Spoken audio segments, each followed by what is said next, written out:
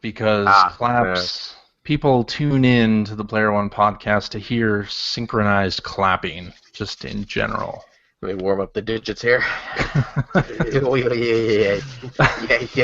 Yes. All right. All right. Let's do it. 3, 2, 1.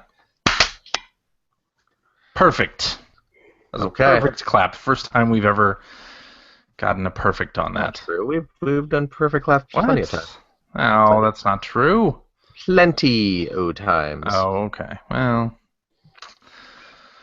alrighty. Close that on Google Docs. Google Docs giving me some trouble. Giving me some trouble with a capital T. And that rhymes with P, and that stands for Player One Podcast. Whoa. Yes. All right.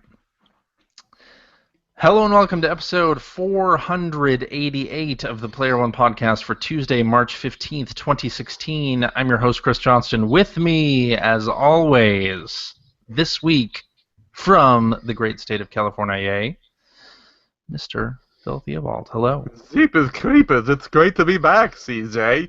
Thanks for having me. Of course. Okay. Good times. See you next week, everybody. Bye-bye.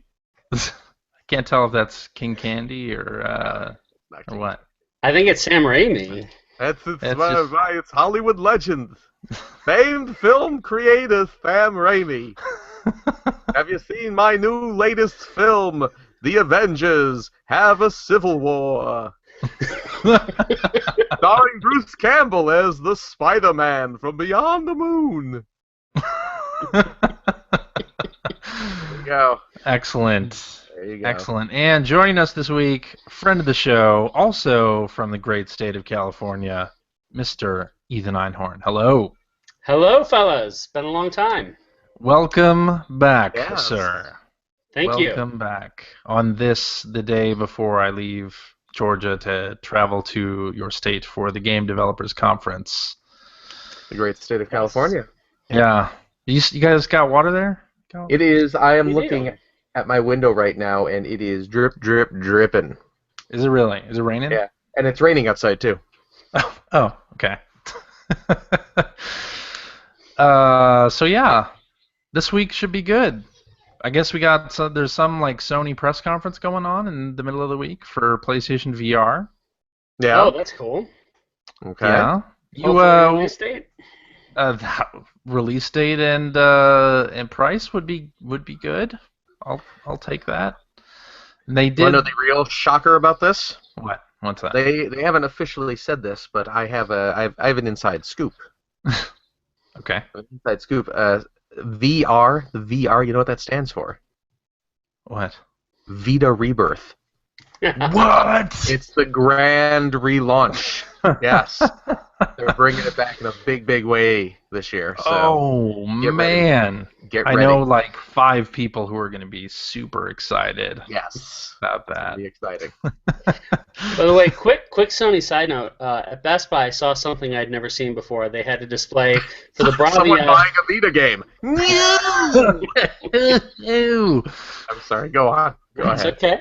There was a display. They had a sale on Bravia TVs, some big 50-plus inch, and they had a picture for PlayStation Now on the box that was bigger than like the Sony or Bravia logo, like really portraying.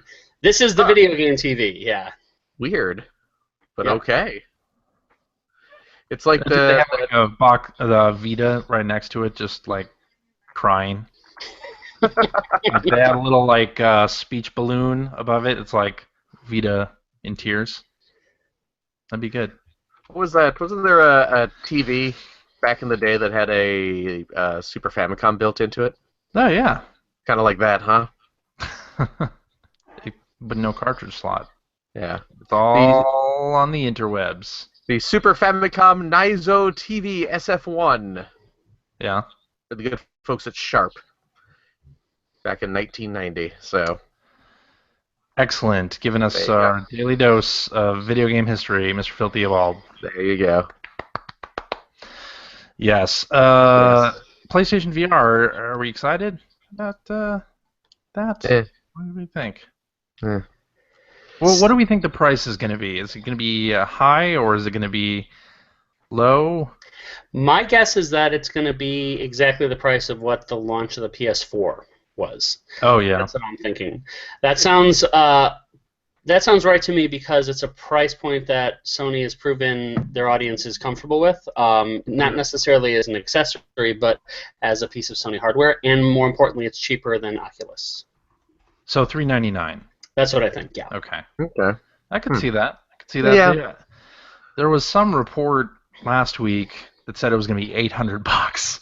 I just kind of laughed at that. Like, is someone trying to set expectations? I can't wait to play high It's a so Bird's that- Life and Burn Cycle or whatever. What?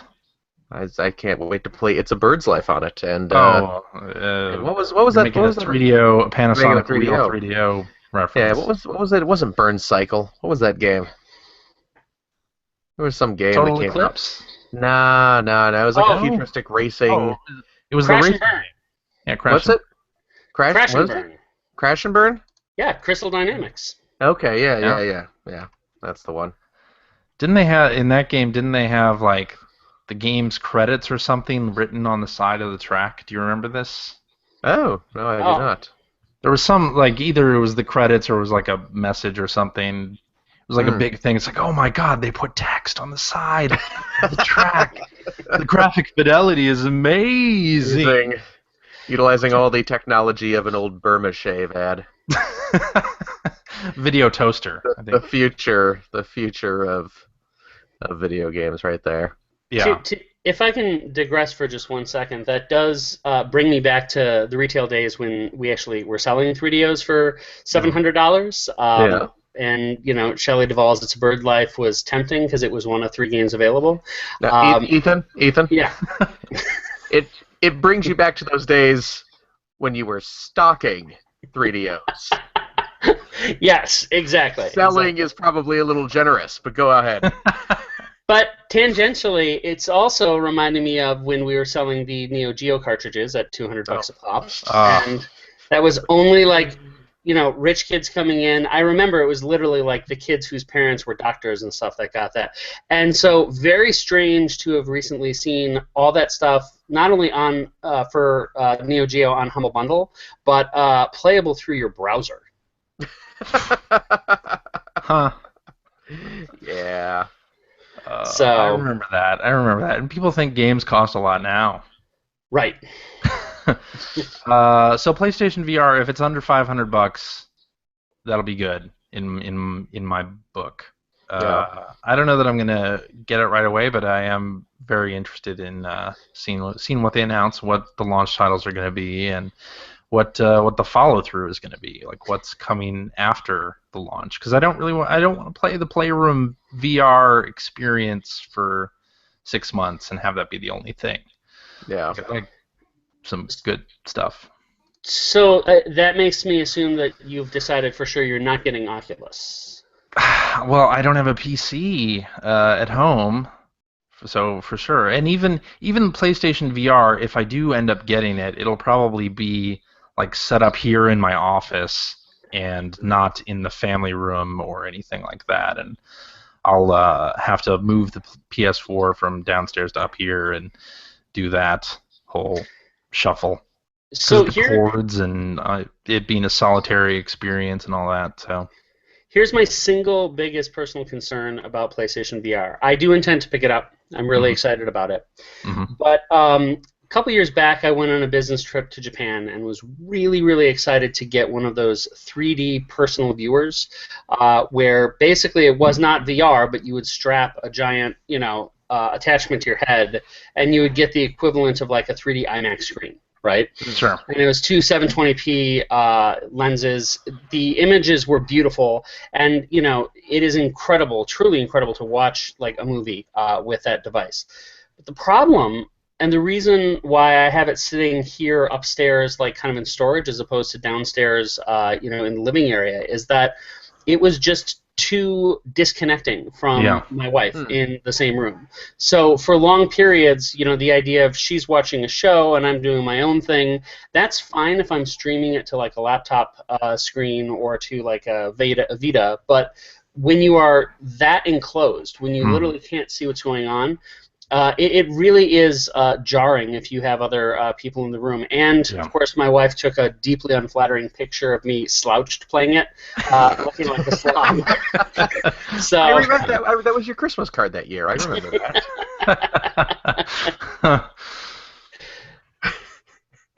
Yeah. So that was really the point where you stopped using it, right? yeah, I just, despite the fact that it is technically a much better machine, I can see that not being a problem at all if you're in a college dorm, Sure. or if you Single live by people? yourself. Yeah, exactly. But the other thing also is how many people have you talked to who've played a VR game for more than 40 minutes? That's another really good point. Like, what's the lifespan of some of these games, and how fun is it going to be to play them for extended periods? Yeah, and how are you going to convince people? Because in our house we have the ViewMaster, that's the Google Glass, right? Right. Which was super cheap and is really amazing the first time you see it. I mean, my kids were watching like a Paul McCartney concert just for the novelty of being able to see something 360 degrees. Sure. And the weekend we got it, man, we couldn't put it down. And the weekend after, we forgot we had it. Yeah, that's going to be the test. That's going to be the real test for this. Phil, I assume you're not interested at all. I have no. They're going to have to show something very, very impressive for me to even take notice of that, just because, This seems like something that is probably going to be a relatively neat tech demo, and if it decides to stick around, maybe in a generation or two, it'll be something worth actually playing. Yeah. But I could see that. I mean, some of the stuff, even the demos for like the HTC Vive are pretty awesome. Like, this is really the dawn of everything, and I'm really looking forward to seeing that second, third generation. Yeah, I just remember watching the demo for Young Conquer and thinking that this just Young Conquer. I guess this is a mildly interesting tech demo, but it looks like garbage in terms of something I'd actually want to pay hundreds of dollars for. Yeah, speaking of Young Conquer, let's talk about Microsoft for a second, because last week some news from the Microsoft camp. They have shut down Lionhead. And they have shut down Press Play. Lionhead was working on Fable Legends, and Press Play had done Max the Cursed Brotherhood and Kalimba, and they were working on a game also. They are now shuttered. That's not good. Well, no, it's it's too bad too, in that what you've seen Microsoft do over the course of the past year, I think, has been really impressive. I mean, you look at last holiday season, they had a pretty awesome lineup of exclusives. They've said all the right things. They've put the right people in place. Phil Spencer's a really, really good person to be speaking to what players want and need. I don't think they've done a single significant misstep, and yet it's sad to see if they can't keep those projects going. But then maybe something like Fable Legends. My guess would be that in beta the key performance indicators were just not backing out, which simply said it just they saw that they weren't going to. Hold on, we gotta have an alarm bell when somebody says KPIs. Yeah. sorry. But, yeah, and who knows? I think you're right. I mean, they probably knew. They probably looked at the numbers and thought, all right, well, we're done here. And any game like Fable Legends that you're basically launching as a service, you're going to have to support.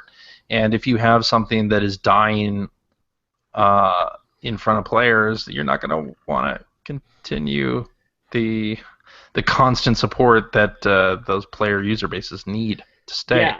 Well, and if you think about like all of the other limited number of free-to-play games that have been on console, things like Warframe or World of Tanks, right? DC Universe Online, PlanetSide, all of those have other versions on PC or other platforms. That's right. So, Fable Legends, was there going to be a PC SKU? Yeah, it was Windows 10. Yeah. It was Windows 10 as well. Okay. Yeah. So, but yeah, I mean, it just it does require a lot of commitment on the player's part, and you can see pretty early if that's going to be there or not. Yeah. All right, Miitomo. Nintendo's first mobile release is going to launch in Japan on March 17th. That is this Thursday. Wow. And apparently... St. Patty's Day. Exactly. And apparently it's going to launch internationally a little bit later than that. So we'll get some first impressions, I'm sure, from people who are playing it this week. Yeah. Yeah. What do you think? Are you interested at all in Miitomo? I don't even really know what it is. Yeah. It sounds like Facebook for Japanese gamers, sort of.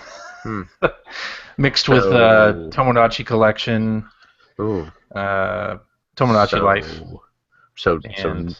So no, but Phil, you'll be able to find out what my favorite dessert is through this app. We've been friends for many years, and I've never told you what my favorite dessert is. So it's Oreos.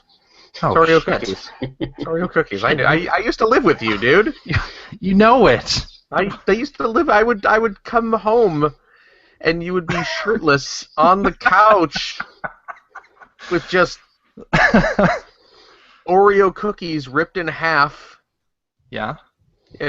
Cream half licked out of most of them, stuck to your bare chest.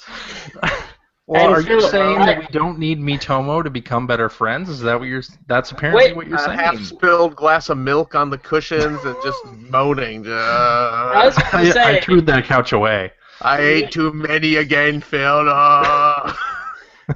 We need this image as detailed as possible to burn into people's brains. I'm just going to add, I'm almost sure there's a single tear rolling down CJ's left cheek as well. Of course. Yeah. His cat perched on the couch next to him, lapping a puddle of milk off the cushion. The milk that had pooled in my belly button. Yeah, is that what you're saying?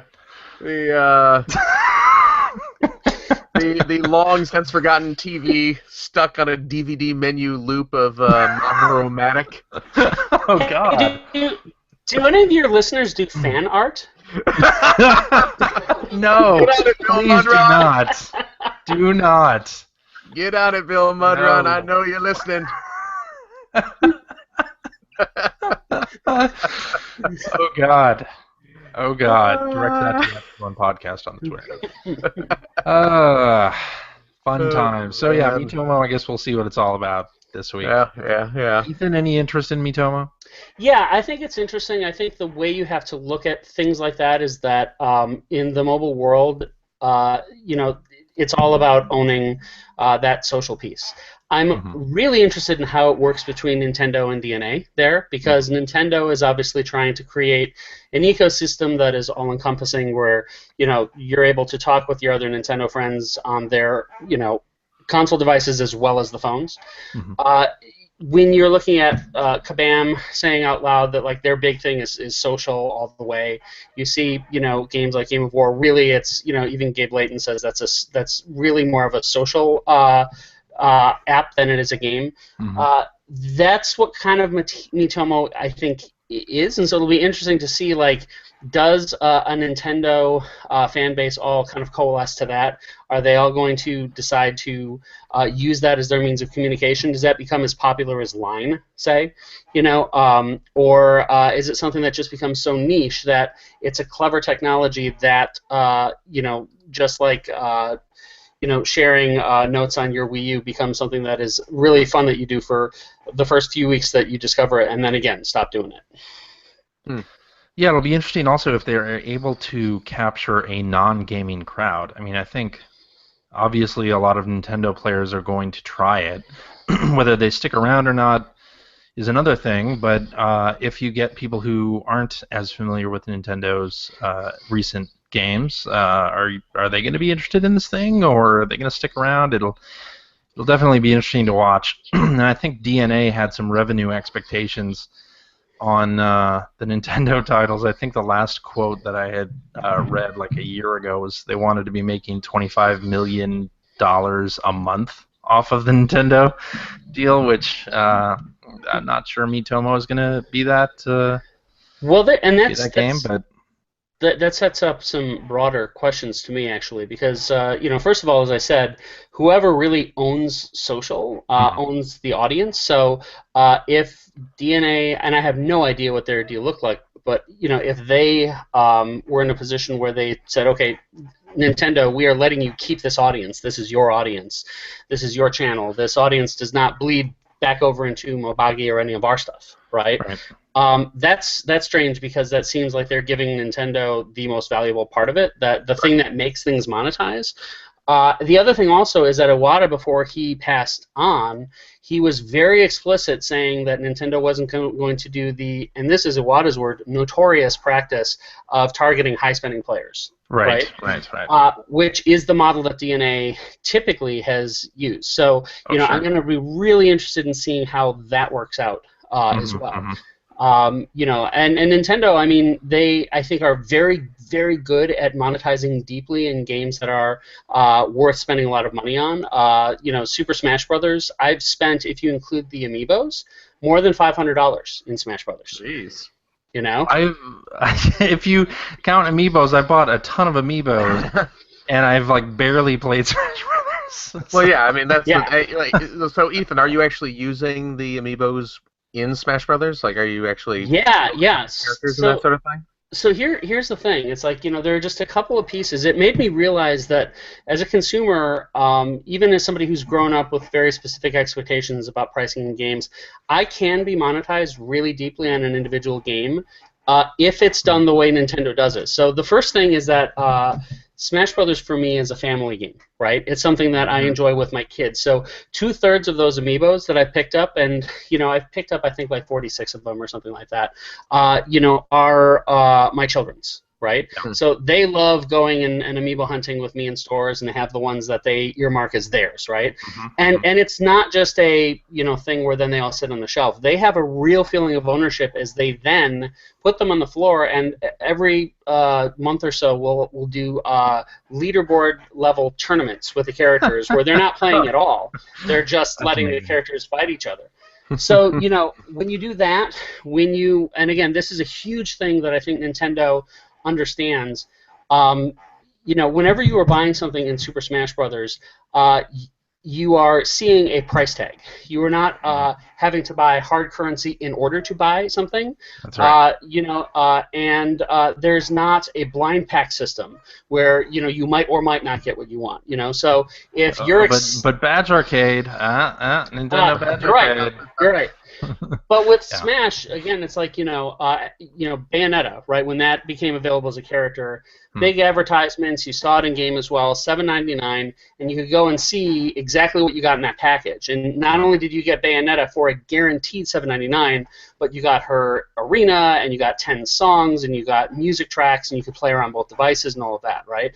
So it's that value. And then the other thing is that anything you buy, whether it's digital in Smash Brothers or it is physical, like an amiibo, you're going to be able to play with that your whole life, right? It will never, ever be taken away from you as a result of a server being pulled or something like that.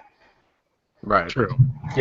So these are all the things anyway, and pardon the significant digression, but that make me think that Nintendo does understand their audience very well. They know how to monetize them deeply, but I think whatever they're going to be doing is going to look vastly different than what we have seen to date. I hope that is exactly the case, and I hope they are successful with it, and it starts shifting things towards a different place than it is currently on mobile. But we'll see. And I think the second and third games that they do will be very interesting. Very, very interesting. Speaking about Japan, Amazon Japan has decided that they're going to ship video game hardware and software internationally now. So you can just order games off Amazon Japan. All right. What do you think about that? Not How bad. many games have you ordered, Phil? Since that Today? announcement? Today? Yeah. Oh, several dozen.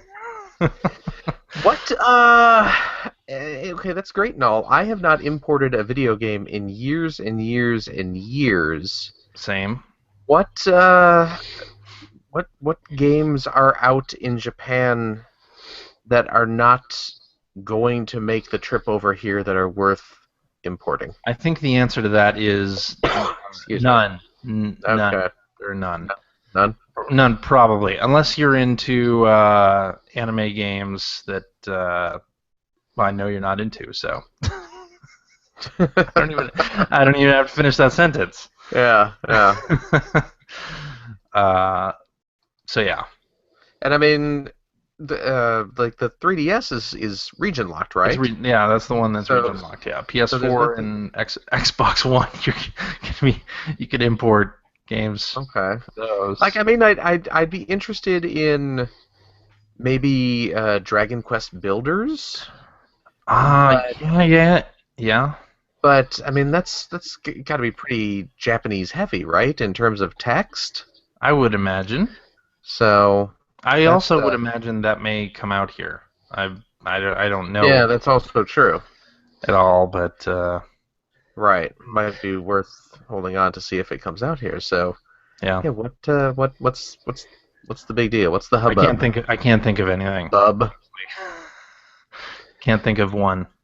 It's true, because even when you look at, say, Nintendo games, they don't launch in advance in Japan the way they used to, or anything like that. No. Right. Yeah, we're not waiting 10 months or longer for games now, unless Yeah. it's a Rhythm Heaven remix or whatever. Right. What's that? The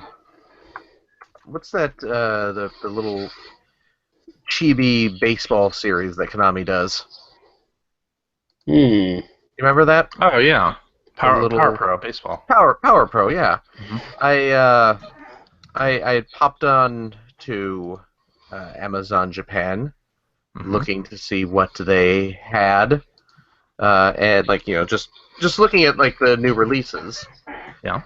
And there's a new one of those coming to PS4 at the end of April, Oh. and those were okay. pretty fun games, you know. Yeah. I know yeah. we're not sports gamers, but those are pretty fun games. So it's like, okay, maybe that, but then it's it's like $60 plus whatever the shipping's gonna be from Japan. So I don't want to pay. Yeah. like Although the 70. dollar is really, really favorable to the yen It's true. right It's now. true. So I considered maybe picking up some soundtracks, which those have always shipped to the U.S. Oh, okay. But after this news, I was like, what do I want from Japan? Are there any soundtracks? But I could have done that at any point before now. Right. Yeah. I don't know. I mean, Yeah. there's nothing I can think of. Yeah. It would have to be something tied to, an exclusive kind of packaging or something like that. Like, Yeah. I was pretty excited to pick up the Mega Man Legacy collection and Mhm. get the gold Mega Man, and if that type of thing had only been available in Japan, I would have probably been a lot more tempted. Okay. Yeah, I could see that. Yeah. Well, in other news, the retro VGS. We spoke a little bit about this last week. The Coleco Chameleon. Oh, Coleco in I'll a be right back. surprise My move. boy's calling me. Okay. Or a not surprising move. Coleco has dumped the retro VGS. They pulled their name from the console. Wait, you're saying that titan of the industry, Coleco? Titan, yes. The same Coleco that brought us Cabbage Patch Kids and the ColecoVision in 2016, they have pulled their name from a video game console. It's astounding, really. Yeah. It's I mean, Toys R Us. I can't imagine what their buyers thought, because I know that anything that Coleco says is important to Toys R Us. Lining up for those orders from retail, I'm sure. Yeah. Yes. I mean, that's such a crazy thing, though, because you think about what the Coleco was 83, 82, right? I thought it was maybe you're right. Maybe it was 82, 83. Okay.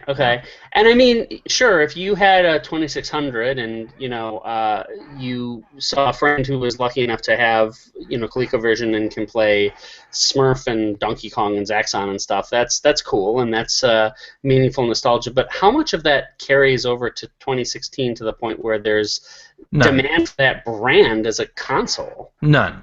Absolutely none. Although, I mean, I'm always surprised at the speed at which some of those retro all-in-one consoles, I see those kind of disappearing off of shelves pretty quickly around Christmas time.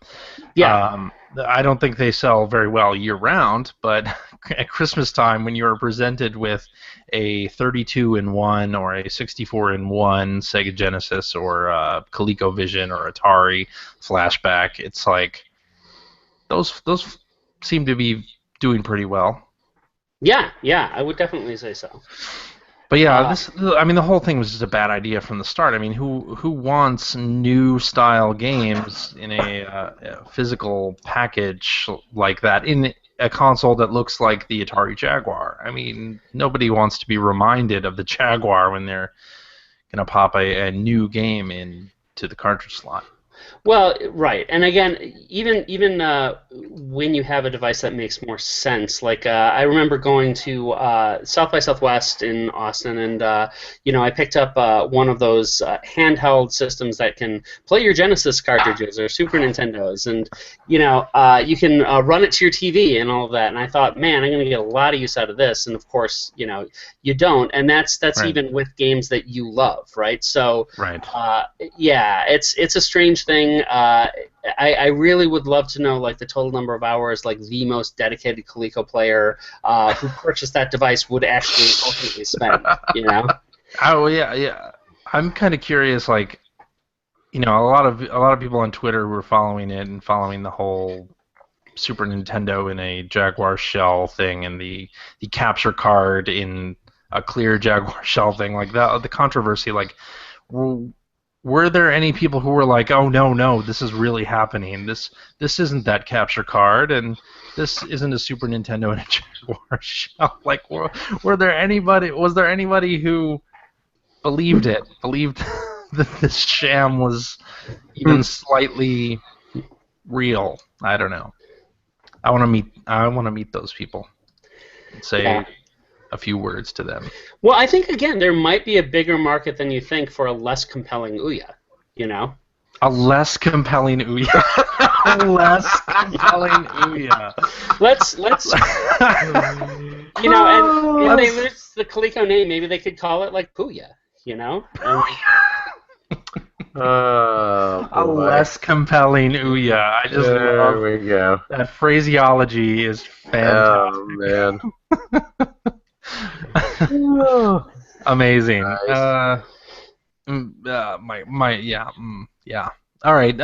On a happier note, Oh man. we're not getting the retro VGS, the Coleco Chameleon. That's fine, but we are getting a brand new DuckTales show, Woo! and I'm sure that both of you probably saw the image that they released last week. I did. What are your thoughts? I was disappointed they went with the name Duck Stories. That I figured they would have went with the more familiar DuckTales, but Duck Stories works. It looks awesome. I'm very excited for this. I have not heard about that up until I looked at the show notes, so I have to take a peek. Go look at the image there. Yeah, if you just do a Google search for new DuckTales image, I'm sure you will see it. It's pretty excellent. Okay. Actually, Ethan, what you need to do is go to Google image search. Yeah. Oh no! Type in. Don't do, there's a website where they have the picture. It's just do a search for DuckTales Rule 34. No, don't do that. That'll do take not you right to. Turn safe search on and do not do take that. you right to that. I do see the correct image, and yes, that does look very cool. Yes. Yeah. That's great. I am excited about this. This it's could gonna be be good. very, very good. Gonna be good stuff. Disney knows better than any other company in the world how to manage IP, but like we're getting like tri-generational stuff now, where it's like your kids and you and your father, have some relationship with those characters. Sure, just like Alvin and the Chipmunks. I mean, those records in the '60s, and then the show in the '80s, and all 3 or 4 squeakholes. Yeah. Using the proper terminology, I see there. Hey, I did see the 4th one in theaters. There's Wow. Yeah. That's, My son really wanted to see that. I actually wanted to see it instead of seeing Force Awakens for the 3rd time. So. Oh my gosh. There you go. I didn't actually know there were 4 of them. I was just guessing. Mm-hmm. But How, Ethan? Yes. How was the new Alvin and the Chipmunks movie? Oh, it was great. Was it? Yeah, a it tour de was. force. Well, I mean, fuck Zootopia might be too strong, Wow. way to put it, but Holy cow. but yeah, no, fuck Zootopia. Yeah, if you Wow. want to see something good, see Jeez Alvin and Louise. the Chipmunks 4. I've heard Okay. Zootopia is very, very good. I I would like to go see that film. Have saw you- Zootopia last night. Thank Yeah? you very much. Yep. And was it good? Oh wait, love no, it. I'm sorry. I Oh. don't care about your opinion until you've seen Yeah. Chipmunks 4. So Well, first of all, see, You have here's to how, have you have to have a baseline to compare it against. here's how I know Ethan's not a true fan. It's first of all, it's called Alvin and the Chipmunks: The Road Chip. Okay, there's no 4 in the title, Oh. and a true fan would not call it by some sort of colloquial name. That's So, true. don't even start with me on that. Zootopia was really cute. I really liked it. I've heard it's good. It is. It's quite good. Yeah. I really enjoyed it. All right. Ex-EGM writer James Milkey, if you look on his Facebook page, his review was very, very glowing. In fact, it's the most glowing review I've read of anything ever, so check that out. Okay. As of anything ever? Yep. Really? Hmm. You mean like of anything ever by James Milkey, or just the best, most glowing review of anything ever? Read it and you'll see. It's pretty hyperbolic. I mean, hyperbolic. I've read reviews of Shenmue written by you. So, I don't know. Pretty big, strong baseline comparison there. So, Well, I do look forward to seeing it. okay, There you go. it is. It's good. You know what you should do? Take the kids. I plan to do that. Take the kids. I also plan to do that. All right. Should we talk about what we've been playing? Sure. I think Okey-doke. it's about that time. Ethan, since you are a guest at this fine episode, I will allow you to go first, sir. Okay. So, I have been playing a lot of the Zelda Twilight Princess HD remix or re-release, and damn, that is a good game. Yes. Mm. I have also been playing it. I am actually surprised at, because I remember that I liked it, but I didn't remember how much I liked it. Especially the dungeons in this game are just so well done. Yeah. And yeah, I am really enjoying it. Even though the intro of the game is always bagged upon how it's so long and boring. I actually did not find it long or boring this time out. Oh, Actually, to thought it was good. to be fair, I found it long and boring. Yeah, so There was no Zootopia? I clocked it. No, I clocked it. It's took me 3 hours and 17 minutes before I put on the green clothes. So Mine, it was about 2.5 hours. Yeah. okay, yeah, and again, it's really good. I think again, it's probably overall a better game than Wind Waker, though it doesn't look nearly as nice as Wind Waker. I think that the HD facelift is solid, but it kind of puts it into like really decent PS3 territory, up from GameCube, as opposed to something that you would buy today. The amazing thing about Wind Waker when they did that one is that when you looked at it, just because of course the kind of cel-shaded style, if they had released that as a new Zelda game, it would still be like, wow, that's impressive. It didn't look dated, Yeah. This still looks dated, and again, some of the pacing and structure of it is strange. I don't like the reliance on the collectathons and how heavy they are. That is true. You know, and I got just pissed when I was in a position, and this is early in the game, it's not a spoiler, when I was told, oh, you have to go find a bridge that's somewhere in this world, go find it. And it's like, well, what does it look like? And then when you finally do find it, I'll just say it's positioned in such a way that, like, you would never even think it's a bridge. It's, you know, I will say I did notice that bridge before the quest to go and find it, so I knew exactly where I was supposed to go. But I will agree with you. There are points in the game where it tells you to find something, gives you basically no hint, and it's like, okay, yeah, wander around and look for something. I don't know. And to me, that becomes, well, there's 45 minutes of not being in a cool dungeon, you know. Yeah. But when you're in the dungeons, it's so much fun. I agree. It makes me so excited for Zelda Wii U. Oh yeah, absolutely. Yeah. It's great. You know, and also a few things that really make a difference to me as well now is, you know, you look at the ability to finally have a right analog stick if you had played originally on the Wii instead of the GameCube, right? You didn't have a right analog stick on the Wii. So you couldn't move the camera. You had to keep repositioning it behind his back. That's really nice. And also the ability to see the map, which you are looking at quite a bit in your fetch quests, like on your controller, is terrific as well. Yeah, I like that ability, but in games that have maps like that, I like to be able to switch it so that it's always facing it's not like a static map that I'm just moving through.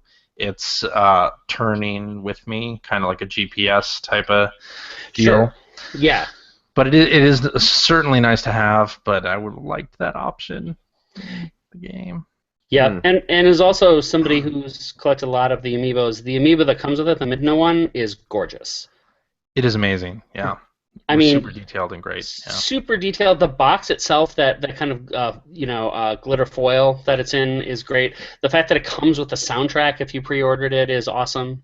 Yeah, it's just that's a package that I think is totally worth $60. I agree. Yes, indeed. And my daughter actually wanted to watch. She's been requesting that I play Twilight Princess every night.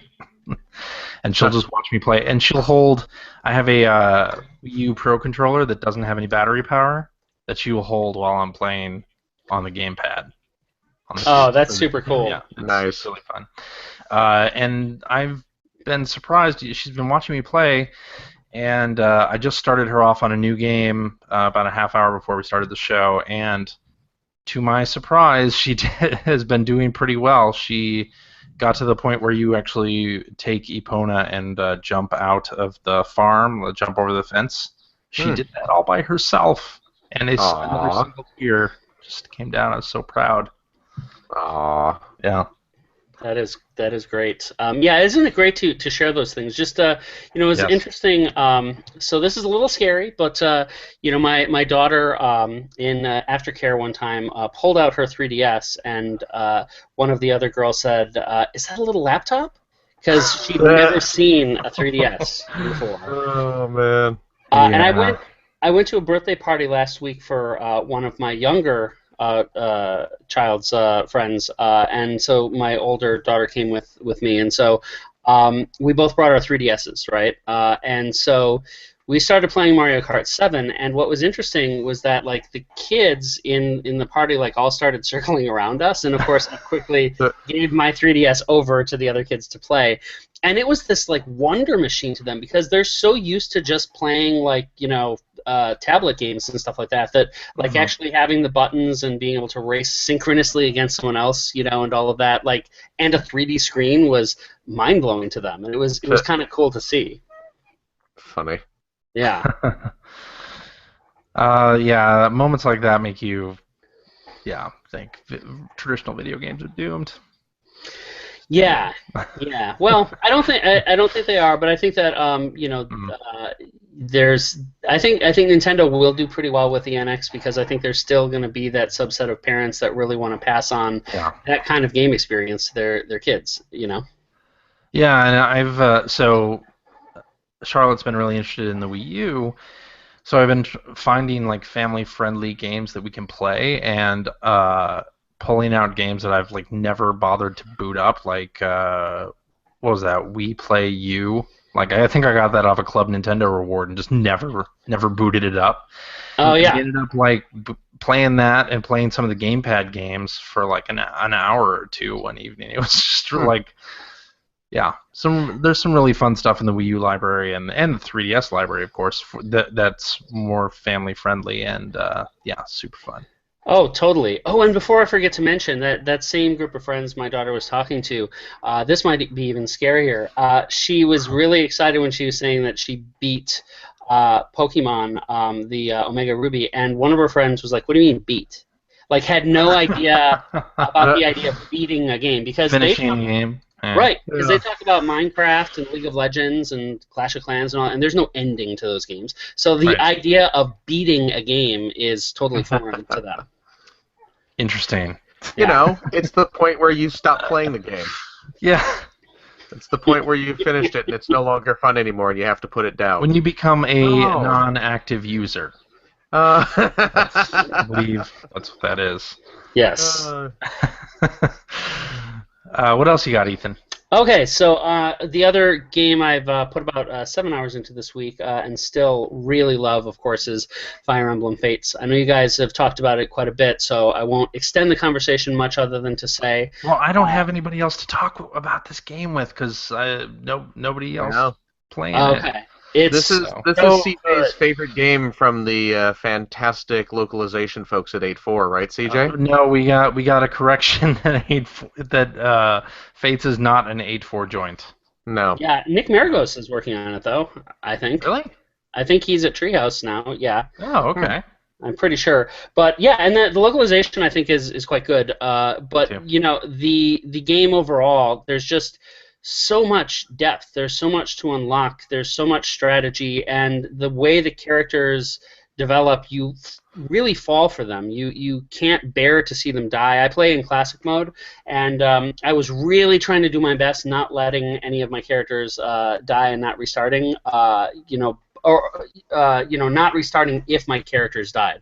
But in some cases, that was just unbearable. Like, I lost my wife character at one point, and I was like, no, I have to restart. I can't let that happen, But now here's the thing, and I don't know how deeply you've gotten into the player versus player stuff. Not at all. Okay, here's something that's really important to know, and it really adds to the game.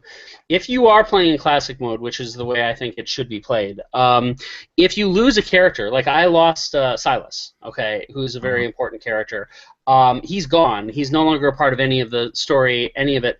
But if I go into the PvP mode and I play against other players' teams, I can choose as a reward to take any one of their team members and add them to my team. Yeah. Okay. So I was able to get Silas back, and he was fairly leveled up, and you can keep leveling him up and all of that, but he's no longer a part of the story.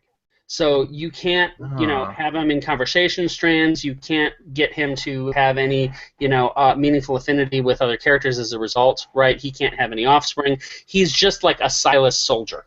Right, and he can become quite powerful, but the thing is that distinction where you play classic, you lose key types of characters, but you can get them back. It's just that they're not in the story. Is a really really lovely balance. It works well.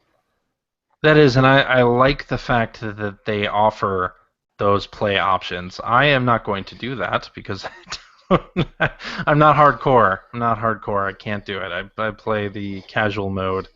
But not the Phoenix mode or whatever the really cheap one is, where if they die, they come back the next turn. I'm not doing that, but I do have them coming back after a battle. Well, I've said before that Awakening, the last one, is my all-time favorite game ever. Mm-hmm. And I, so far, like this one even more. I'm going to double-check how many hours in I am. I'm just curious. I can't put it down. And as a result, it's and good. I can just I can say, the other things I've been playing have, for the most part, been on the Nintendo 3DS because I just am principally playing Fire Emblem, and then I moved to a little bit more Super Mario World, for instance, right? Yep. The pixel perfect mode on that is really cool. Good, so good. Yeah. Oh, yeah. It's it is great. Okay, let's see. Yeah, I've put 35 hours so far into Fire Emblem Fates. Oh my God. Yeah. What chapter are you at? I am. That's a good question. I think about chapter 10. I tend to. Okay. Wow. 30 plus hours with chapter 10. Yeah. All right. I dawdle by design, but yeah, no, I love that. And just since I haven't talked to you guys for a while, I also put the full 43 hours into the Mario and Luigi Paper Jam, which I thought was way better than IGN did. I couldn't believe they gave that a 59% because it was really, really fun. But yeah, so playing a lot of the retro stuff, playing through Mega Man 1 for the first time ever also. So I've tried Mega Man 1, playing 1 or 2 stages, but never actually tried to beat it because I really started Mega Man with 2, right? So going back to the first one was a lot of fun, and I've just opened up Dr. Wily's stage. So. Oh, very nice. Huh. Yes. And yes, I have been using some save states, but it hasn't required me to use much of them. Well, good luck with the Yellow Devil. I don't know what that means yet. So. That's the big one-eyed yellow rock monster that has shown up in many of the old Mega Man games. And he's in the Smash Brothers stage or the Mega Man thing, right? Okay. Yeah, I know exactly what you're talking about. Yeah. Breaks apart into a bunch of little pieces and reforms. Yeah. Yes. Even I know what that is, and I know nothing of Mega Man. Yeah. Yes. So the only other two I touch on is Street Fighter V. I know has been getting a lot of criticism, and for me, I'm somebody who almost never plays truly multiplayer games. Right? Destiny's not been a thing for me. I don't really care about Division. Whether it's cooperative or competitive, I usually don't want games with other people in it. I usually want to play by myself. But man, finishing a session of games with Street Fighter V for me has just been really a ton of fun. And the balancing is so tight that unlike Street Fighter 4 where I would find myself getting beaten over and over again, here it's I win about 60% of the time, right? And I'm not particularly good at it, right? I'm a Shoto scrub, I just stick with Ryu and that's about it, I'm not good at the game, but I'm having a lot of fun with it, and it feels like the old days when you were playing Street Fighter 2, Nice. So that, and then when I'm turning my PS4, also I finally started playing through The Order. Yes. Was it? Did you buy it at $10? I did. I did. All right. And it's worth every penny of that $10. Oh my gosh, it is. I mean, again, the way I look at it is this: it's very linear, it's very shallow. The fighting is kind of dull, but it is the most beautiful game I've ever seen on any platform. I mean, honestly, those graphics are mind blowing. They're really good. It would have been much more favorably received, I think, if it was a launch day game, because if you'd seen a game that looked like that on launch day, you'd say, okay, there is a huge difference between platforms, right? Yeah. Because, I mean, you just walk slowly through, just in office environment, right, or a study, rather, and, all the details are just so finely honed. So, none of that art in there is Assassin's Creed concept art. Right. But, I mean... original. If you just if you don't binge the game, and I'm just doing a mission a night, you're gonna have some fun with that one, and it's worth $10. Yeah, totally agree. So that's what I've been playing. Of course, Phil has gone on mute because his son has entered the recording studio just at the time when I would throw it off to Phil. Tell us what he's been playing. But yeah, so I'm just gonna talk a little bit while we can fill some air here while Sure. Phil. Well, just a we can thought. just cut out later. Okay, just a thought though, something that is tied to The Order that is a broader subject, and that is, with all of those sales that happened during the holiday, I ended up picking up a ton of games, and now that I have a lot of space on both my PS4 and my Xbox One hard drives, right, I have this massive backlog. And I'm just like trying to get through so much of it. Like I have Rainbow Six Siege waiting. I have, Just Cause 3, The Order, Xenoblade, Chronicles, Dark Souls 2 I picked up, The Witcher 3, which, I haven't have gotten only about 10 hours into. It's like, I know you have a massive backlog too, right? But Yes. It's like, when we all have so many games and good ones like Dying Light, right? I have that sitting on my hard drive, and I've heard great things, and I haven't even turned it on yet. It's like when you have that much great content, why is it that we have the need to just continue to buy? And I do have that need. Like I've bought a ton of games this year, but I even look at the 3DS, and it's like between SteamWorld Heist and Fire Emblem Fates and the retro games, like theoretically I would have no need for any other device to play games, and I could play awesome AAA stuff for every minute I have available to play video games, and yet I need every system. You know? Well, and I think a lot of those games too. A lot of games now, even especially on the AAA side, are so content heavy. I mean, you could really spend 100 hours plus in a lot of the games that you're mentioning, right? And people have spent 100 hours plus in those games. And it's just the amount and the quality of content that we have been getting in the last year or two of gaming is kind of crazy on the AAA side and on the indie side. Well, and then never mind the PlayStation Plus or the Xbox Gold stuff that you get every month, some of which is very, very good. Helldivers, getting that on both platforms is awesome, Now, I find myself every month I download those games, but whether I play them in the month that they're on PlayStation Plus or not is another question entirely. In all likelihood, I probably will not play them within the month that they're in that promotion. That's interesting, just because of the backlog, right? Just because of backlog. Yeah, I'm playing something else, but I specifically go onto the PlayStation Store to get Helldivers and Row Force. But I probably won't be playing that for a while. Either of those titles, really. Yeah. Phil, you're back. I am. Why don't you tell us about what you've been playing? I haven't really been playing anything. All right, let's go on to tweet. It's a busy week. Hey, you know what I did buy though? What's that? I did buy this week. I don't know if you've heard of a game called Gianna Sisters. I have. I may have mentioned it once or twice before on the show. Just a few. Wait, is that shit French Mario knockoff thing? Well, first of all, it's German. It's German. Oh, okay. How dare you? Okay. How dare you? But this is the new game, the Twisted Dreams. Yeah. Gianna Sisters Twisted Dreams, which was originally a Kickstarter game a couple years back. Yes. And it got a retail release. Wow. On the PS4 somehow out of nowhere, and I had no idea it was happening. But didn't you already have the?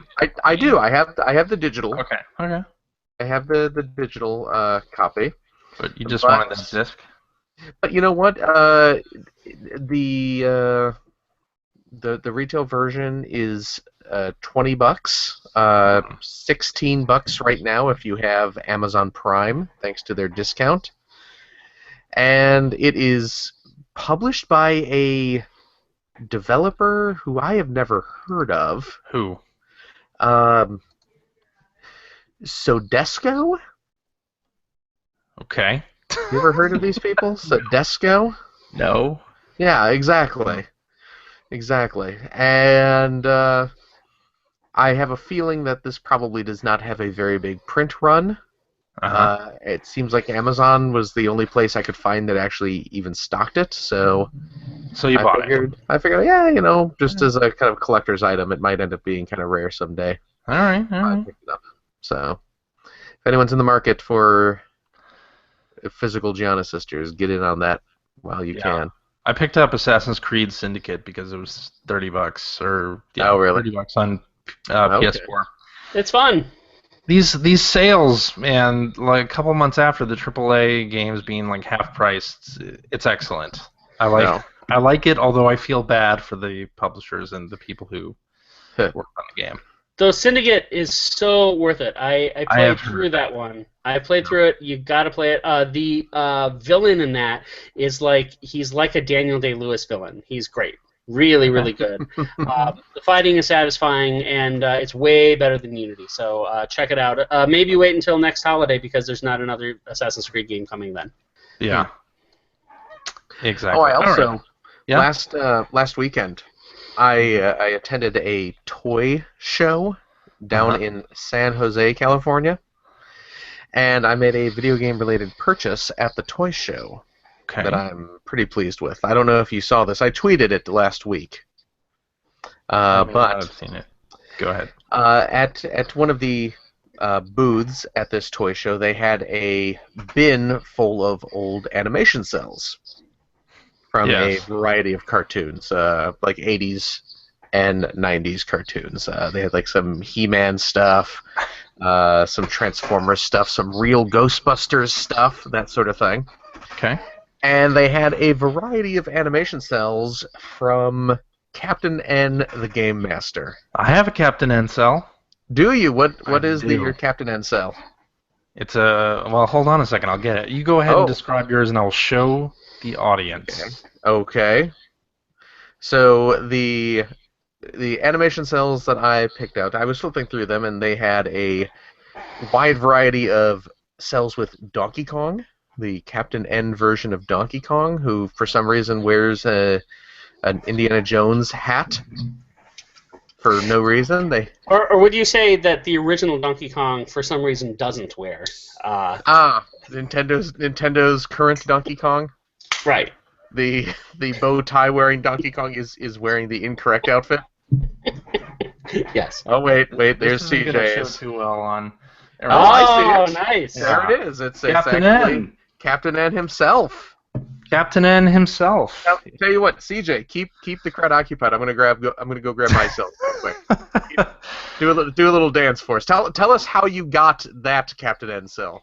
Well, that was a gift. Not all that interesting story. Give us a little more description. I'll be right. From a good friend of Adrian and mine, another couple that we're great friends with, they got me a Captain N cell for Christmas. It was very nice of them. Very nice, for sure. Do you think that there are some fans of Captain N that unironically love the show and know every episode, and that is their thing? They love Captain N, right? And for them, really, that Simon Belmont is their Simon Belmont, and no other version shall suffice. I hope that person does not exist. It's possible. I hope that person not only exists, but I hope that person writes fan fiction. They did have an animation cell of Simon Belmont. I believe he was kissing Dracula, maybe, in the cell. I did not pick up that one. But I did pick. What? Imagine that. Sorry, total digression, because otherwise I will forget. I do have to say one other thing. Yes. So you mentioned kissing. That reminded me, there is a kissing thing in Fire Emblem. Have you gotten that far, CJ? I don't know. Okay, so this shouldn't be a spoiler, but when you get married and you have two different ways of interacting with your wife. One way is very embarrassing, as it turns out to do on the BART, which is to slowly and at a light breath breathe into the microphone. You are kidding me. No. You have to be kidding me. No. The other one is you come home and she's asleep, and it says on the screen, "Wake that bug-a-bed up." Okay, now what you're supposed to do, and what I did almost every time. Wake that what? Bug-a-bed. That's what. Bug-a-bed? Yeah. Who knows? Bug-a-bed? Yep, that's what it says every time. So, I did almost every time I was supposed to, they have an indication that you're supposed to use the stylist to, stroke her hair to wake her up, which is what I did. And she wakes up and she's like, "Oh, I'm so happy to see you." But another time I just kind of wanted to get a move on and I didn't want to get the stylus out, so I put my fat thumb on the screen and just squiggled as quickly as I could, and it made a noise. It just woke her up in a startle, and she's like, "You can do that less harshly." So it was like, to which Ethan, speaking to his 3D, "That's how I wake up my wife. Works on my regular wife. She doesn't say nothing about it. I guess she doesn't mind." My favorite part of that, your quarters or whatever that you can visit people in, is that you press, I forget which button it is. It's like X and A or X and B or something to tilt the camera down, and you can just tilt it down to the person's midsection or whatever. It's like, why? There's really there's no need for that. Oh, did you ever do that in Metal Gear Solid 5 with what's her name? The sniper. Quiet, thank you. Yeah. If you end up looking at her in that way, she will come up and stare at you and then turn around and put her derriere in your face. Kind of very, very Kojima. Yeah. Good times. But anyway, back to Dracula kissing Simon Belmont. Yeah, so I think it might have been the other way around. I don't remember. So like I said, a lot of Donkey Kong wearing Indiana Jones hats, Simon Belmont making out with Dracula there. I picked up this cell here, which you can see is the Captain N version of Dr. Wily from the Mega Man series in one of his little Dr. Wily spaceships right there. That is amazing. It's fantastic. And they were running a two-for sale. You could get two for cheap. I also picked up, how could I pass this up? Of course, the Captain N version of Mega Man, who looks nothing like the Mega Man that we know and love. And to make it even more ridiculous, this particular cell of Mega Man has him wearing a Captain N hoodie over his Mega Man armor. So he's got his... You know, you should get Keiji Inafune to sign that.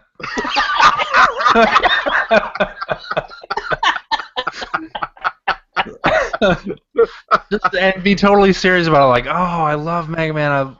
I love everything Mega Man. Here you go, sign this. Or if you got really lucky and he was sketching you on Mega Man, as you've gotten some of those.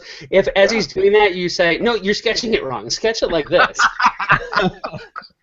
What I do is present it to him and just say, I'm a big fan. Could you sign this picture of Mighty Number 9 for me? The N stands for 9. Yeah. Mighty Number, right there, that N. Yeah. And actually, this one came with a pencil sketch as well. Oh, so nice. A little. Yeah. So as I have described the Captain N version of Mega Man before as looking less like Mega Man and more like Bobby Hill. Definitely true. Wearing green spandex. Yes, but better than the Mega Man 1 box art. Well, yeah, of course. Okay. And this one's wearing a blue hoodie that has the letter N on it, so yeah, even better. So I may not have been playing many games, but come on. That's amazing. Come on. Everyone has to have a Captain N cell in their house. Exactly. Yeah. It's a requirement. Or two. Yeah. All right, should we get on to tweets? Sure. I think it's about that time. Let's actually start with a letter. Oh, a letter? An email. We got one of those electronic messages. Oh, you can contact us via voicemail if you want. Give us the number for that. That's not true. My kid's knocking on the door. Go ahead. I'll be right back. All right. Hacker alias Alan. We'll just say Alan. He says, I am finally ready to go next gen. I'm going to get a PS4, but if you think Xbox One might be better, let me know why. But I want a good bundle. Do you have any predictions on what bundles may be coming soon? And when do you think we'll see them? P.S. I've already waited this long. Do you think maybe I should wait and see what and when the NX is going to be? And he followed that up with a second email that says, if I buy a PS4, I'm probably going to buy a Vita with it. But I want to know, how does off-screen play on the Vita compare to using the gamepad for off-screen play, which is the best feature of the Wii U? So, as somebody who absolutely adores the remote play feature, and I've spoken, up on it many times, yes. I'd say if he's looking for a bundle, he should probably assume a bundle that includes PlayStation VR. Probably not get the Vita, because much as I love the Vita, not get it because it's not really being supported in remote play. You will be able to do now through your PC or your Mac after the new firmware upgrade. That's right. For the PS4, and on top of that, you could find a very cheap PlayStation TV micro console at this point, and if playing on a different television is something you're interested in, that could be an option. It could be. Yeah. Not ideal, but sure. But the reason I'm saying with the bundle with the PlayStation VR, if you're already looking at getting multiple devices, is that too will allow you, I'm sure, the ability to strap that on and use that as your screen for regular games as well. That's a good point. Actually, I wonder if I don't think they've really said anything about that part of it. I think you're probably right, but I mean, one of the big features of Oculus is to be able to watch like 3D movies and Sure. and all of that. So it makes sense. It makes total sense, and I'm sure we'll hear about that at some point. I'd be surprised if we don't, actually. Well, let's say he's not interested in VR at all. In terms of bundles, I think you can pretty much count on any big AAA release getting a bundle as well. We're going to see one with Uncharted 4. Yep. And if you are into the Uncharted games at all, you should probably, and you haven't jumped in, I would think that would be the one to go with. Or if you want to get it before the Uncharted 4 release date, there was one, I think, that came with the Uncharted Collection last fall that may still be available. That's certainly worth it. I think I've seen the Battlefront bundle in stores still. That's really good. Like, there are bundles with every AAA game, basically, and there's really not a bad way to go on that. Just maybe pick whatever you want your first game to be, and there's probably a bundle with that. Xbox One, they have a lot of good bundles too, but it depends. It depends what you want to do, and whether you were an Xbox gamer or a PlayStation gamer last gen. I don't know. But and I have gone back and forth on which machine I use most. Again, for me, it's specifically been the remote play. With Microsoft, the integration of their remote play is 1080p, 60 frames a second, and if you're hardwired in, to your laptop, it's phenomenal. It's a really, really great service. So I've actually, as a result of that, been playing most of my games first party or third party on the Xbox. But really? With it, yeah, and I started as principally on PS4. Now that PS4 is getting PC compatibility and Mac, it might become a lot more balanced. But sure. It's the machines themselves are, you can't lose either way. No, but if you were only going to get one next gen machine, you probably should get a PlayStation. Just because they seem to be pulling ahead of Microsoft this generation. They're doing a lot of great first-party stuff, whereas Microsoft is closing first-party studios. And ouch. I don't know. Yeah. If you're gonna go with one, PlayStation would be my vote right now. Yeah, I think PlayStation is real strong. Yeah. And a lot of indie games on PlayStation. A lot of really great, and PS Plus has just been great too. Yeah. I don't think you should wait for the NX, honestly. I mean, unless you're really a die-hard Nintendo gamer, I don't think there's any sense in that, personally. So, yeah, that's my opinion. There you go. All right, let's do this one from Hacker Alias. A Scott X, who says, any Super Nintendo game you're looking forward to playing on the 3DS? I don't have a new 3DS, so no. Um, yeah, I was, of course, I didn't love the whole idea of having to buy for $8 a game that I've already bought before. I would have loved it if they had just done the whole, hey, this is something you've purchased before. Here's give us $2 and we'll upgrade. That's totally reasonable. Well, they did that for Wii U, but now they're not Exactly. doing that on 3DS. Yeah. And that's a bummer. But that being said, I'm not going to pick up every single release. I don't think I need Pilot Wings, for instance. Sure. I would be happy to buy Earthbound again and have the convenience of having that on the go. Super Metroid for sure, I would love to have, and those have both been announced already. Yep. These games are timeless, and increasingly, I'm spending more time with my 3DS than anything else. So having that content on that device, I'm gonna play a lot of it, and the Pixel Perfect stuff's great. So it is really great. I think Link to the Past. Oh yeah, the one that I really want to do, for me especially, because these games have save states, just makes it even better. I mean, Earthbound is a fantastic game. Save states on the go with that is just perfect. Like that is like the perfect way to play that game. I'm playing through Super Mario World. I haven't played through Super Mario World in a long, long time. So yeah, that's been fun. Here's the one and only thing I will say, though, is that just recently I played all the way through Sonic 1 and 2, and actually for the first time in my life got all of the Chaos Emeralds in both the games. Oh, all right. Done through lots of cheating with save states, so bear that in mind.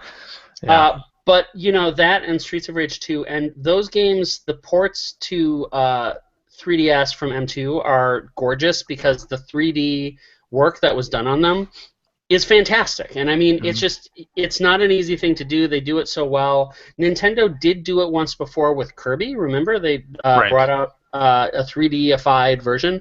And much as I enjoy getting pixel perfect games, and I'm very happy with them, I would have been happier with the price on something like Super Mario World if an option had also been 3D, just the same way that M2 had it.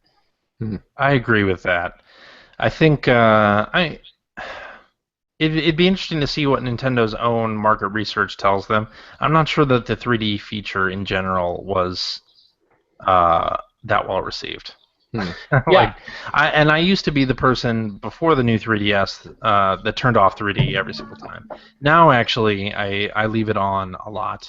Well, the new stable 3D with the new 3DS is way better, and if this if this content is exclusive to that system, that's actually all the better a reason to have that.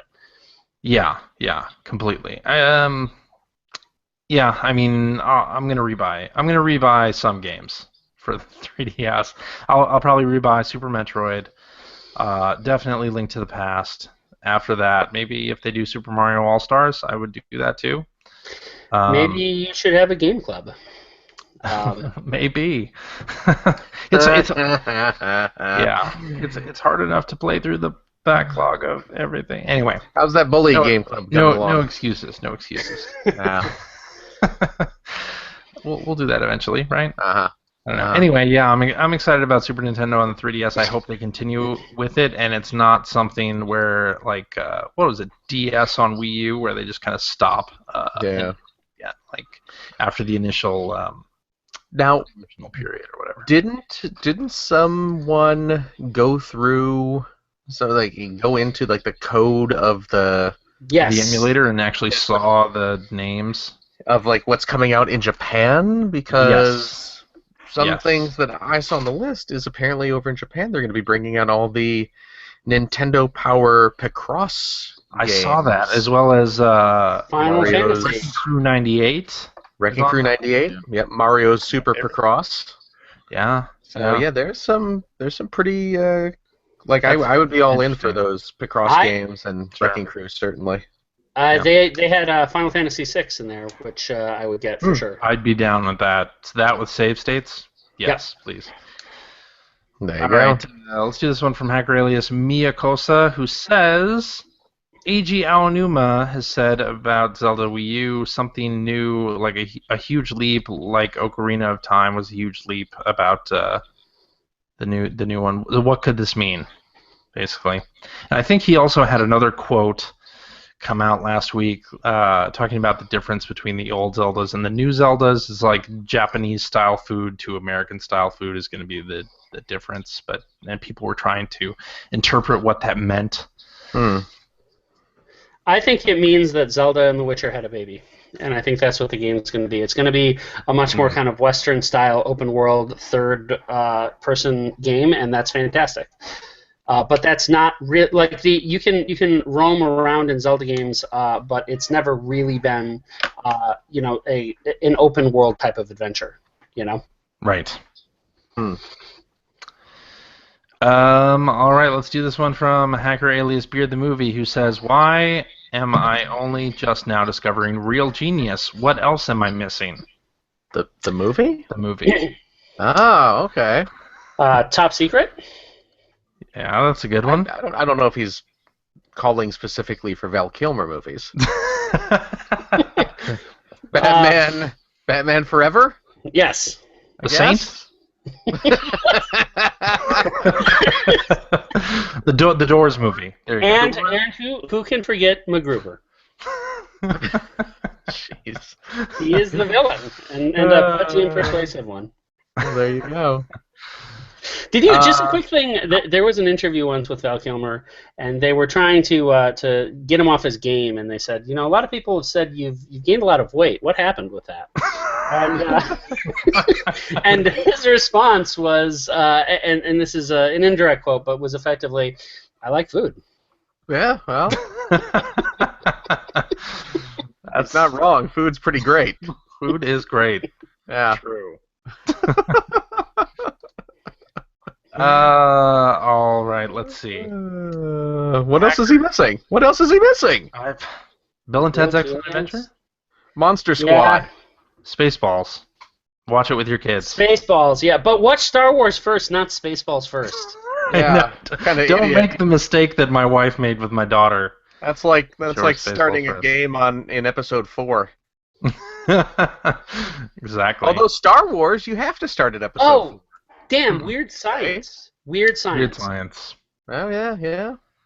That's a great movie. There you go. Oh, and Ferris Bueller's Day Off, which, by the way, there's this. I'll say this without spoilers. There's a film that recently came out that has a funny reference to Ferris Bueller's Day Off that I saw with our good friend Greg Ford, and he didn't get the reference. What? Really? Really? Yes. First of all, I thought you said you didn't see Zootopia. Second of all, Ford didn't catch that? No.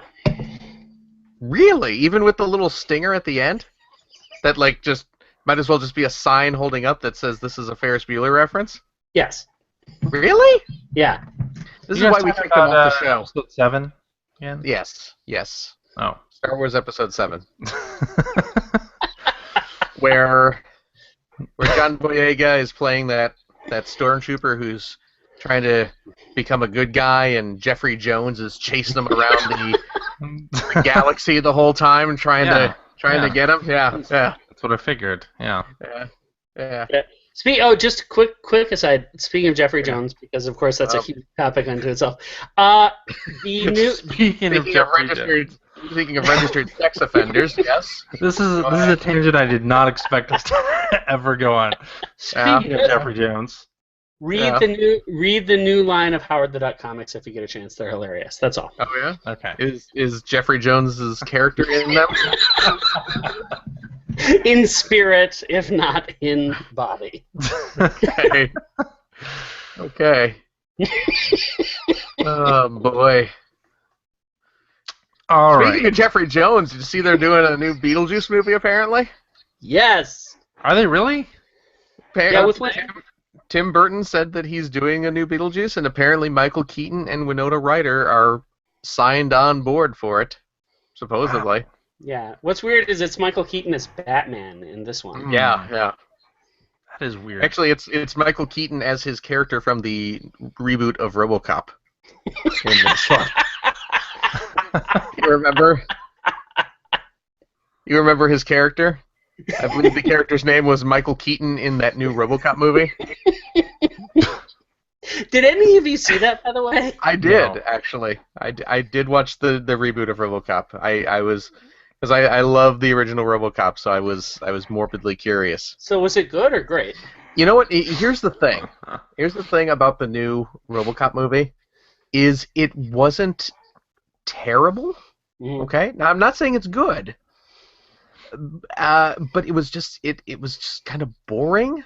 Like about a third of the way through, I just sort of lost interest in it and began like just reading websites on my phone and only really semi paying attention to what was going on. It just got really, really boring. So basically a PG-13 RoboCop. Yeah, I guess so. I mean, if it was just ridiculously bad, it would have at least held my attention. But it was just so sort of there. Okay. It was not great. It was not. Did you see the Dread movie from? I have not, but I've It's heard really good. I've heard it is really good. That is really good. With Carl Urban. Carl Urban, yeah. Yeah. I like him.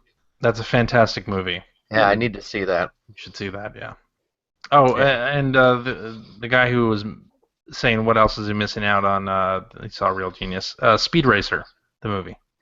Go watch that. Man, Wow.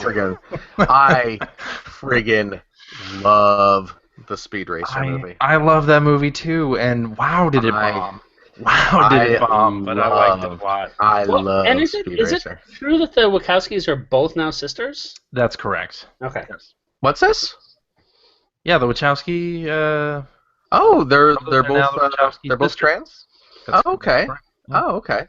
Okay. Yeah, Yes, but I ma'am. did love the Speed Racer movie. I think I saw it the Great same movie. time as you, Phil. But yeah, it's awesome. Yeah, it is. I saw Yes, it it is. opening weekend in the theater by myself because Adrian wouldn't go, Ah, boo. and nobody else was in the theater either. Ah, boo. Double boo. yeah. Yeah, it's a great movie. Great All right, movie. let's wrap it Speaking up. of movies starring Oh. John Goodman, Oh, you guys God. gonna go see that? I want to see that movie. That Flintstones Clovertown- 3? Clovertown Road. Have you 10 seen? Cloverfield Lane. What's it called? 10 Cloverfield Lane. Pretty sure it's Clovertown Road. I like Have the you seen trailer. It's my latest cinematic debut, Clovertown Road, starring Johnny Goods. Okay. Johnny Goods. Okay. Yeah, I've been hearing it's been getting good reviews.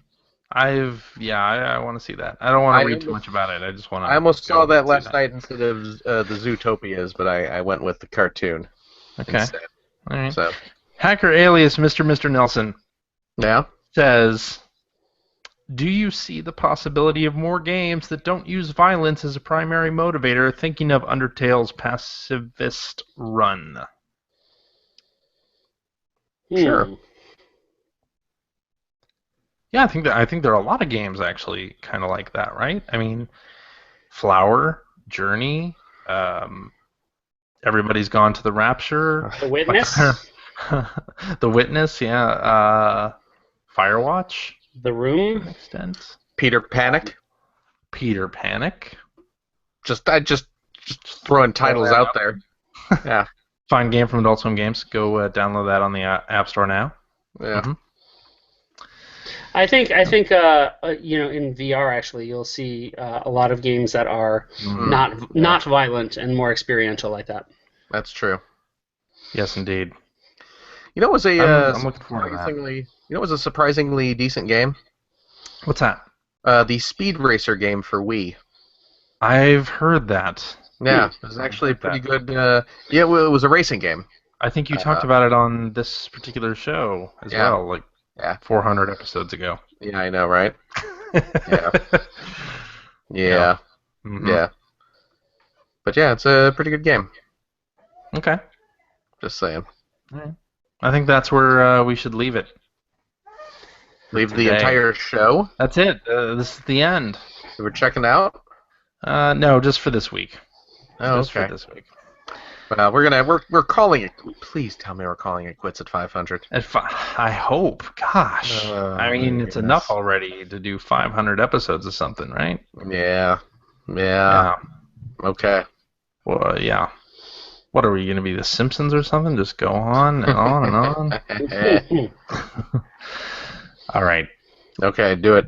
Alrighty, and that is our show for this week. Thank you very much for listening. If you have a question for us or would like to comment on something you heard, you can direct that to @P1Podcast on the Twitters, or you can go to our internet website at player1podcast.com. There you'll find our contact information. You'll find blog entries about Sega CD stuff from Mr. Greg Seward. You'll find Generation 16 episodes and a message board where you can discuss this episode with us and our other listeners. If you'd like to subscribe to the Player One Podcast, you can do so by visiting player1podcast.com or by going to the iTunes Music Store. While you're at the iTunes Music Store, you can also invest $1.99. Cheap? Oh. I get cheap, I guess. Cheap?